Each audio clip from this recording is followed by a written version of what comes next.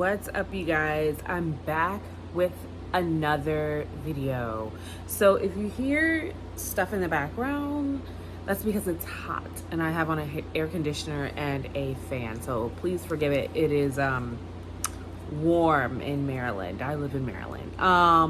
So I'm having a lot of fun with these book reviews because I do read a lot. As I said in my first one, I spend a lot of time in the car, so I read a lot of books. So I also have been trying to slowly improve them, and like one thing I noticed in all my books is that I don't like all my information is on my phone, so I try to charge my iPad this time so I have some information for you. But the book that I want to review is called This Is Not the End by Chandler Baker, and I'm going to try my best to keep this one a review and not so much spoiling things. Like, I think I'm going to have two different ways that I do these videos. One is going to be a review, and then the other is going to be where I talk about the endings. This one I'm going to try and keep a review, and I will tell you that this has got to be one of the saddest, most depressing books that I have ever read.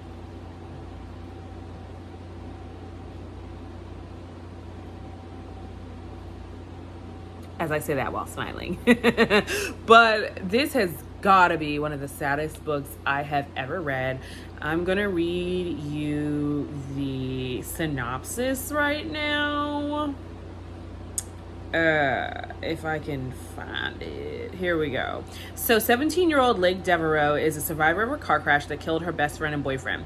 Now she faces an impossible choice. Resurrection technology changed the world, but strict laws allow you just one resurrection per citizen to be used on your 18th birthday or lost forever. Okay, so here's the thing. This had such potential to be a really cool science fiction novel, in my opinion, right? Because that's why I picked it and downloaded it on Audible. I listened to this one on Audible, and I think that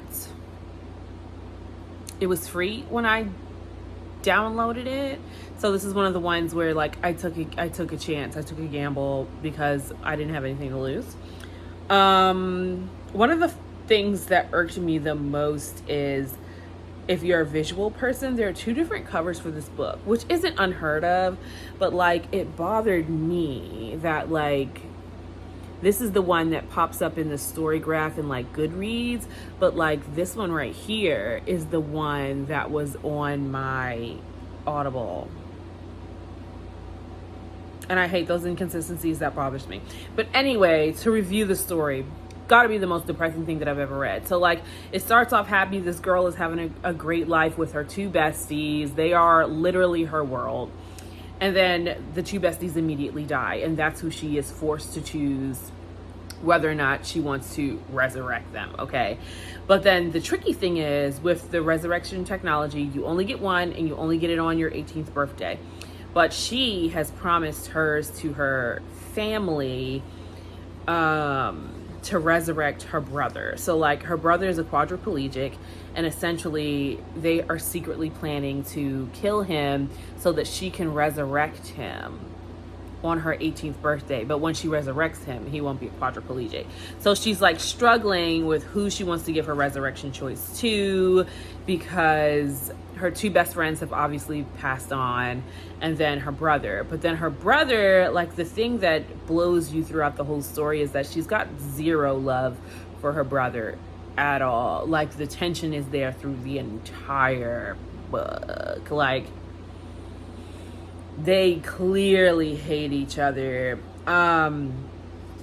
I took, like normal, I have my notes. One of the other things that bothered me so much about this story is that across the board, the adults in this story, and I don't think this is spoiling anything for you because you can read it and for yourself to see, but across the board, the adults in this story let her down, like over and over and over again.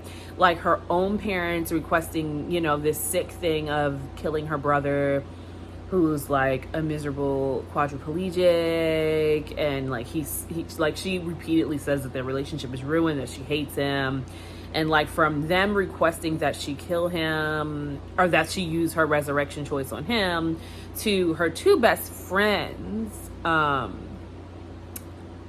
parents who are like volleying for her to use her resurrection choice, right? Because she can only use one. So the two different parents are like trying to get her to use their choice on their child. Then they start beefing with each other. It's a mess. Like, the adults across the board let her down. So throughout the book, she then she gets a new crush, right? So one of her resurrection or one of her friends that died is also her boyfriend. They're in love. He like set up this cheesy scavenger hunt for her. The scavenger hunt is like a theme throughout the book, and like, she's holding on to it so hard that she needs to get to the end of the scavenger hunt to learn something about her friends. That was a tired storyline, I won't even lie to you. So her boyfriend just dies, and then she immediately is like flirting with some other guy that she met at therapy.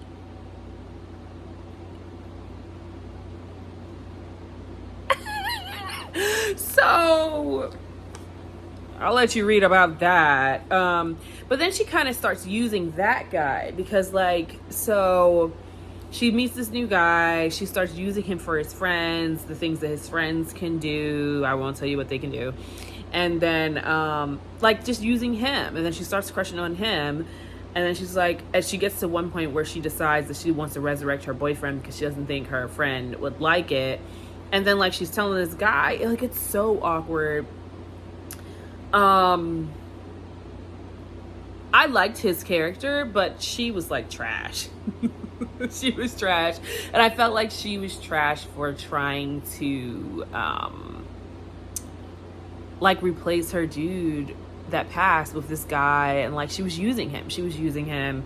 I really didn't like that. It didn't sit well with me. But his character really added to the story, or else it would have just been straight depression session.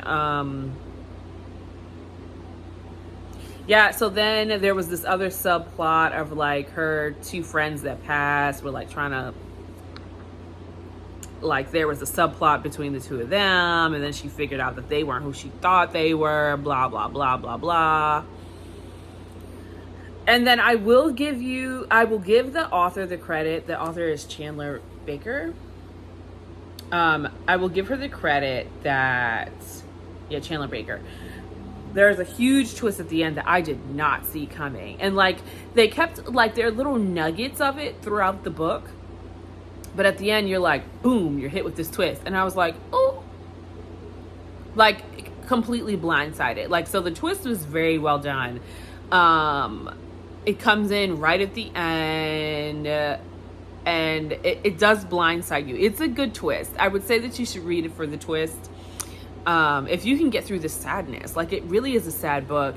And this is one that I couldn't knock out. Like, I slowly read this. Like, I want to say the last 3 book reviews I might have done, all the while I was reading this story as well, because this one was just so heavy and hard to digest. But it does have a good twist at the end if you like twists. It is sad though, so if you don't like sad, this isn't for you.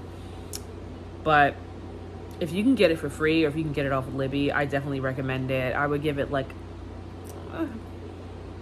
maybe 3.5 stars out of 5, 3 maybe, max 3.75, because there are like deep layers in there. And like, if you really do like to like feel your feelings, you're gonna feel your feelings. So yeah, I would say between 3.5, 3.75. Definitely check it out on Libby. I wouldn't buy it. I wouldn't buy it. Unless you have a disposable income. Definitely check it out on Libby, or go to the library and pick this one up. I wouldn't buy it. But yeah, that's my book review. Subscribe to my channel. Tell your friends to subscribe to my channel. And please share all my videos. Thanks. Bye.